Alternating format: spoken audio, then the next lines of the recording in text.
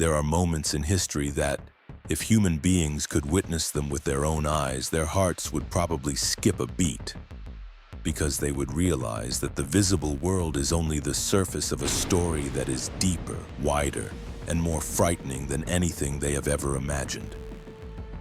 Those moments do not come many times, but whenever they appear, they shake the destiny of humanity. And one of those moments is the time when Allah chose a lineage, raised them above many nations, gave them the light of revelation, and then watched them step into a journey that no other people had ever gone through. This is the story of Bani Israel, beginning from the radiance of the patriarchs, then unfolding into an epic that is both glorious and tragic, where grace and trial are woven together like darkness wrapping itself around light. Welcome to Prophetic History Explained. The story begins with Ibrahim, the man whose faith could not be shaken by anything. Through Ishaq, through Yaqub, and through the 12 sons whom the Qur'an calls the tribes, Allah laid the foundation for a community that was chosen to carry an immense responsibility. But what makes the story so strange is the way Allah guided them through turns that no one could have anticipated. When Yusuf was thrown into a well, no one knew that this fate would take the entire family into Egypt, where they would grow, become strong, and then in that very place begin to taste the heaviest trials of their existence. Time passed and new pharaohs arose who knew nothing about Yusuf. Fear of the growing numbers of Bani Israel turned into a brutal policy. The men were killed as soon as they were born. The women were kept alive to serve. The hands that once held the simple staff of desert shepherds now had to bend under enormous blocks of stone. History had rarely seen a form of oppression more insidious than this. A system that killed, exploited, and slowly made a people forget their own worth. In the cries of infants and the crack of whips on backs, it seemed as if every last hope had been crushed. But Allah always plants the seed of light in places where human beings least expect it. In the middle of that despair, a baby was set adrift on the Nile. A fragile little chest, a quiet flowing river, and a sacred plan began to unfold. That child floated all the way to the royal palace where his greatest enemy would become the one who raised him. Musa grew up surrounded by luxury and gold, but his chest still carried the sighs of the oppressed. When he left Egypt after the incident in which he killed an Egyptian, no one knew that his exile was actually the path leading him to a destined meeting. The call from the fire in the valley of Tuwa, where Allah spoke to him and gave him a mission that would change history. When Musa returned to Egypt, he was not only challenging Pharaoh, he was challenging an entire structure of power that seemed impossible to break. Miracles burst forth like shards of light cutting through the darkness. The staff turned into a serpent, his hand shone with light. Then came the plagues, descending one after another as warnings. Yet the heart of Pharaoh was as hard as stone. Each time he begged for relief, he broke his promises as soon as the calamity was lifted. Until finally, Allah opened a scene that would terrify all of history. The Red Sea stretched out before Bani Israel like an unbreakable wall. Behind them, the sound of Pharaoh's horses thundered like a death knell. But when Musa placed his staff upon the surface of the sea, something no one would have dared to dream of actually took place. The water split apart, rising into two colossal walls, revealing a dry path right through the seafloor. A nation passed through in trembling fear, in awe, in the sacred silence of a miracle. And when Pharaoh charged in after them, the water crashed down like the final curtain closing on the most arrogant of tyrants.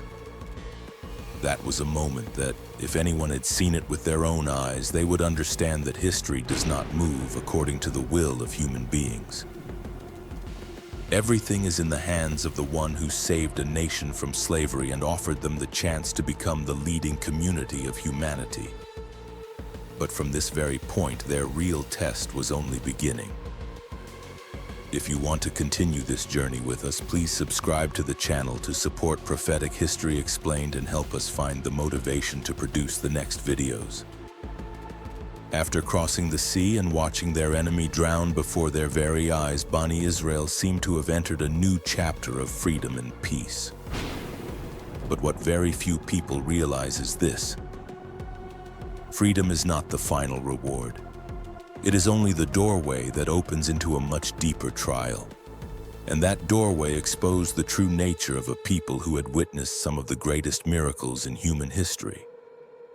As they stepped into the desert, the vast emptiness where the whip of Pharaoh was no longer in sight turned into a mirror reflecting what was hidden deep in their hearts.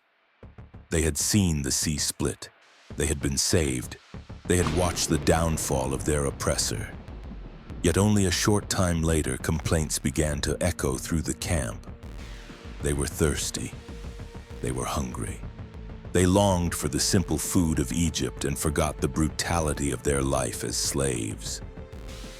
Allah provided them with manna from heaven and quail, pure food sent from above. But gratitude quickly turned into demands. They wanted more. They wanted what they were used to, even though those familiar comforts were tied to a life of bondage. Deep inside, their souls had not yet left Egypt. One day, when they passed through a land where the local people worshipped carved idols, their hearts began to waver again. They did not see the falsehood in those lifeless statues. They saw only something that felt attractive, close, and easy to touch.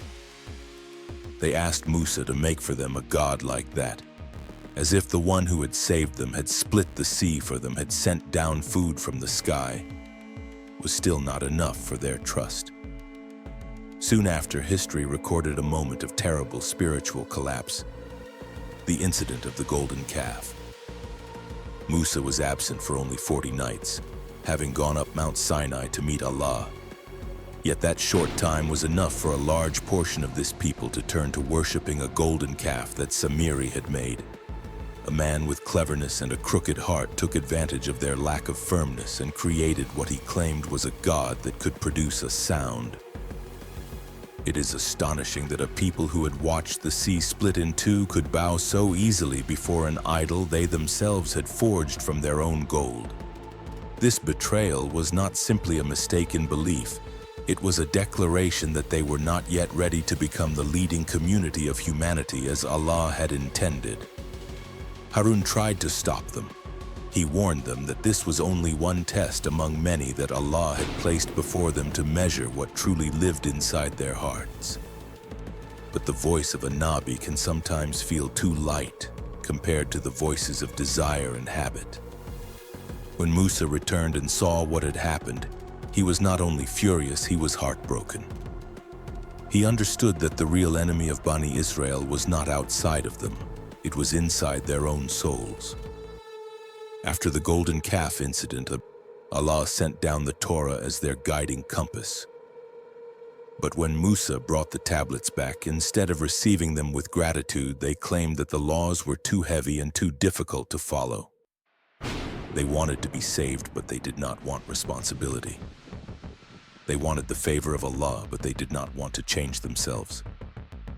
Their refusal was so serious that Allah caused Mount Sinai to be raised above them so that they would understand that divine law is not something open to negotiation. Yet even after receiving the Torah, the weakness and sickness in their hearts were still not healed. When they approached the Holy Land, the land that Allah had promised to them, the land that was supposed to mark the end of their wandering and the beginning of a flourishing era, they became terrified of the strength of the giants who lived there. They forgot that the one who had split the sea was guiding their every step. They forgot that the power of Allah is far beyond any worldly force. And they uttered words that made history tremble. They said, "You and your Lord go and fight, we will sit here." That sentence was the final proof that a people can survive Pharaoh and yet still fail to overcome themselves. And Allah decreed that they would wander for 40 years in the wilderness. This was not primarily to punish their bodies, but to purify their souls, to allow the weak and fearful generation to pass away and make room for a new generation that would be stronger and more steadfast in faith. In that harsh desert, Musa and Harun brought their own journeys to a close. They did not step into the Holy Land, but they fulfilled their greatest mission. They revealed the truth that freedom only has meaning when people know how to live in a way that deserves it. And for Bani Israel, the journey of repentance had only just begun. As the weak generation of Bani Israel slowly disappeared and a new generation grew up during the long years of wandering in the desert, they carried not only the resilience that comes from hardship, but also the promise that one day they would step into the Holy Land, the land that their ancestors had been promised. And when Yusha bin Nun led them across that final border into the land, it seemed as if history had turned a new page. But human beings are forgetful creatures. All it takes is a single generation, and the memory of blessings and trials fades like footprints in the sand erased by the wind. That became the starting point for a new cycle of rebellion from Bani Israel, a cycle that no longer unfolded in a harsh desert, but right in the middle of prosperous cities that had been given to them. After they settled in the Holy Land, Allah granted them leaders and great Nabi. The time of Dawud and Sulaiman was the most glorious era Bani Israel ever experienced. They were given kingship, prosperity, wisdom, and miracles that you usually only find in the oldest scriptures. Under Sulaiman, the wind became a vehicle. The jinn became soldiers. The animals became messengers who could speak. But even in that shining age, signs of decline quietly appeared.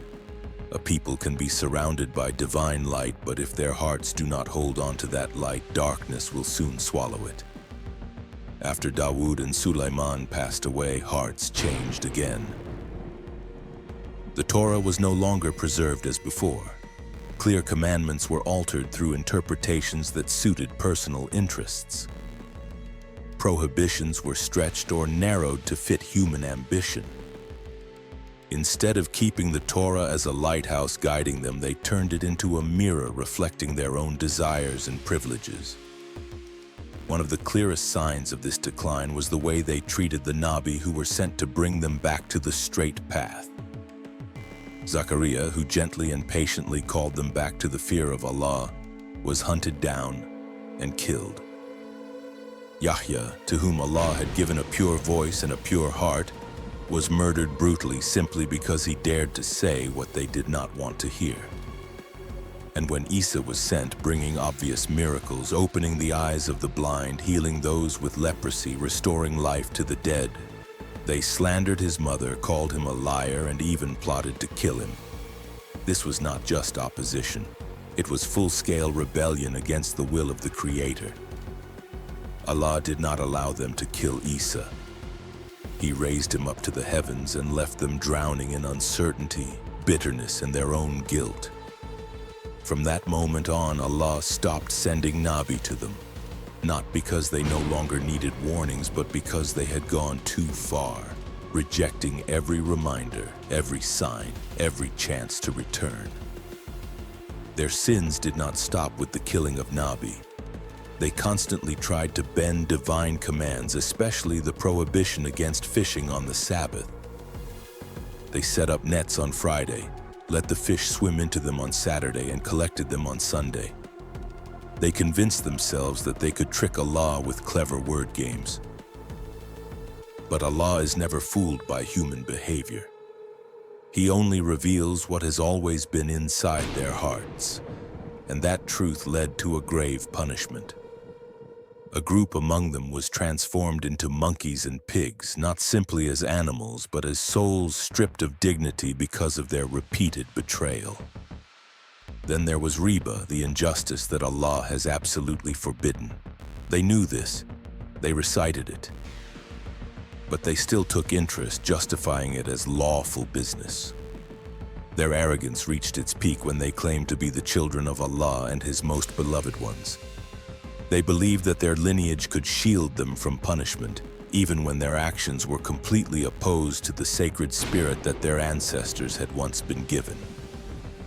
At this point, the history of Bani Israel was no longer just the story of a single people. It became a mirror reflecting an unchanging law of the universe. Any community, no matter how high it was raised by grace, if it twists revelation, if it treats truth as something that can be selectively applied, if it silences the voices that call it back to conscience, will eventually be replaced. Bani Israel entered a spiral of decline, not because of external enemies, but because they had become their own worst enemy. And their greatest loss was not territory or kingship. Their greatest loss was the light that Allah had placed in their hearts from the very beginning. Throughout human history, there are warnings that are not limited to a single generation, but are preserved as timeless messages. Surah Al Isra is one of those warnings. In it, Allah does not only recount the past of Bani Israel, He also sketches their future, mentioning 2 phases of fasad. 2 times they would spread corruption and arrogance across the land. What is terrifying is that both of these prophecies have unfolded exactly as they were recorded thousands of years ago. The first fasad took place when they killed Nabi, distorted the Torah, and turned Allah's law into a tool to serve their own interests. They considered themselves a special people and believed that no punishment could touch them, even as their behavior moved further and further away from justice. At that time, Allah sent against them a powerful army, warriors that no one would have imagined could wipe out Jerusalem in such a short time. The holy city was devastated, the temple was destroyed.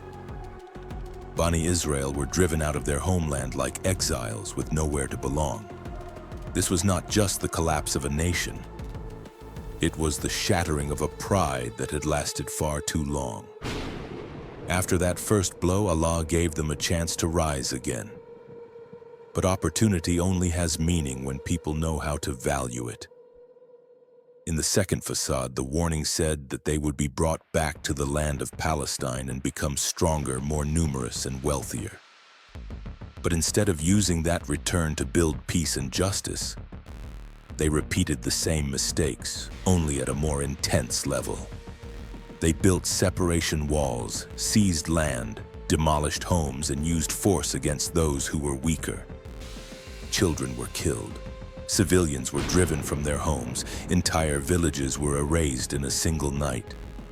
All of this was not just injustice. It was a reenactment of a history in which they themselves had once been the victims. The frightening thing is that this time they were not acting under the pressure of an invader. They were acting out of their own arrogance. The Qur'an describes that when this second fasad reaches its peak, when their arrogance becomes a wall that blocks out the light of justice, Allah will send another army, not the army of the last century, but an army of the final age. That army will enter their strongholds and destroy what they built through violence and deception. This description is not just symbolic. It is a prophecy that reflects the perfect balance in the law of Allah. Any community that plants the seeds of chaos will eventually harvest a fitting consequence. This is not only mentioned in the Qur'an. Nabi Muhammad also described one of the terrifying signs of the last days, when Muslims will fight the Jews and stones and trees will speak, exposing those who are hiding behind them. That image does not glorify violence. It emphasizes the reality that all forms of hiding will one day be exposed. When a community builds its power on oppression, even nature itself will stand with justice. When we look at recent history, these predictions become unsettling. After the Second World War, Bani Israel returned to the land of Palestine exactly as the Qur'an had mentioned. They established a state, developed their economy, and strengthened their military. But instead of using that power to heal the fractures of history, they triggered a series of bloody conflicts that forced millions of Palestinians to leave their homeland and live under occupation for decades. Jerusalem, the sacred land of 3 great faiths, became a stage for the display of power instead of a symbol of peace. The most important point is this. The Qur'an says that when the final moment arrives, the punishment will be harsher than the first time, because the second fasad is more severe. This is not just a story about the Jews of today. It is a story about the laws of history. When a community abuses divine favor and crosses every boundary that Allah has set, collapse becomes inevitable. This story is not only a forecast about the future of Bani Israel, it is a reminder for every nation, including Muslims today, because fasad does not only occur when people spread injustice outward. It begins when their hearts forget the one who gave them their blessings. Once a community forgets its creator, every structure it builds, whether walls, armies, or economic strength, will be swept away like sand under a violent wave. Throughout the long journey of Bani Israel, from towering miracles to painful punishments, there has always been one constant thread. Not all of them were the same. The Qur'an itself affirms this. In every community, there are sincere people, humble hearts, souls that remain upright even when the majority go astray. Among Bani Israel, there were still those who feared Allah, who recognized the truth when it came, and who were willing to leave behind what they were used to in order to follow the light. Abdullah ibn Salam was one of them, a great Jewish scholar who needed only to hear a few verses of the Qur'an recited by Nabi Muhammad to know that this was the truth that his ancestors had been promised. His story reminds humanity that salvation is never locked to one people. It is always open to hearts that are willing to listen. When we step back and look at the whole picture, the story of Bani Israel is not just a closed chapter of history. It is a mirror reflecting the destiny of every community. Nabi Muhammad once said that his Ummah would follow the path of Bani Israel step by step, to the point that if they entered a lizard's hole, Muslims would follow them into it. This was not a description of random coincidence. It was a warning about the recurring pattern of spiritual decline. Bani Israel were once given scripture, Nabi, miracles, and the position of leading humanity. Muslims today have the Qur'an, the Sunnah, and the legacy of the final Nabi sent to all people. But if a community is given light and does not protect it, that community will end up in the same condition, not because of its lineage, but because of its actions. When we look at the current state of the Muslim world, this warning feels disturbingly alive. There are those who have abandoned Salat, claiming that modern life is too busy. There are those who run after interest and treat riba as an unavoidable part of the economy. There are those who judge Allah's law based on the standards of the age instead of judging the age based on Allah's law. There are those who treat religion merely as a cultural symbol, a set of rituals, something to be mentioned on certain occasions but not strong enough to shape every decision of daily life. This is exactly the road that Bani Israel once walked, a road that began with small compromises, leading to major changes and ending in a split between theory and practice, between words and deeds. But Allah never allows Muslims to sink into despair.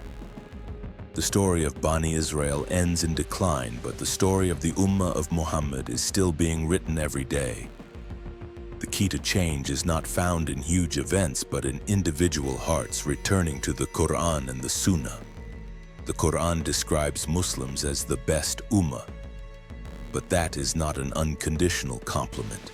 It is a reminder that only when they enjoin what is right, forbid what is wrong, and truly believe in Allah, will they hold on to that status.